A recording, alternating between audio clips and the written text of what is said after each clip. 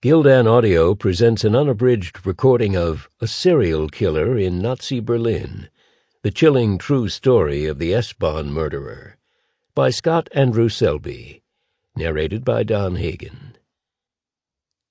Prologue. The woman looked to be alone. That was Paul Ogorzow's first mistake. He was so eager to attack her that he went with his initial impression, instead of taking the time to make sure there was no one around that could save her. She was walking along a pathway through the gardens of suburban eastern Berlin, in an area known as Berlin-Friedrichsfelde. Although she was near the station from where she could catch a train that would whisk her into the heart of Berlin, this residential area felt like the countryside.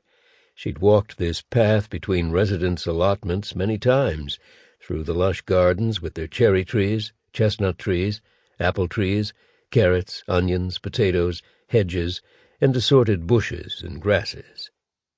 27-year-old Paul Ogorzow hunted for victims in this area. He stalked and attacked women who were walking by themselves at night. And night had acquired new meaning in wartime Berlin. A government-imposed blackout meant the only meaningful illumination here at this hour came from the night sky. He looked rather average, on the short side of medium height, white, with short black hair parted on the left. He mostly was clean-shaven, although he sometimes had a wisp of a mustache.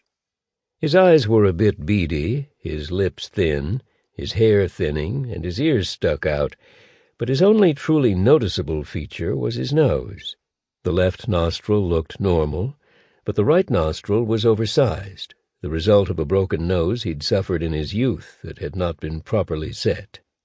He sometimes wore his uniform during his attacks, in which cases that was generally all his victims noticed. His railway uniform, though, looked somewhat like many other uniforms worn during the Third Reich.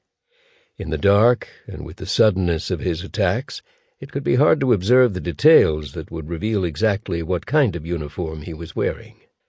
This was not Ogorzow's first time looking for a woman to assault. By now he'd emerged from the darkness to attack around 30 different women here. So far, the confusion of the war had helped him avoid much police attention, but he'd also been careful to attack his victims only when he felt confident that he could safely overpower them. Taking advantage of the darkness on this evening, he rushed his victim. She only saw him coming at the last moment, when she reacted by screaming as loud as she could. Ogorzow wrapped his large hands around her neck and started squeezing, hoping to silence her and render her unconscious. Sample complete. Ready to continue?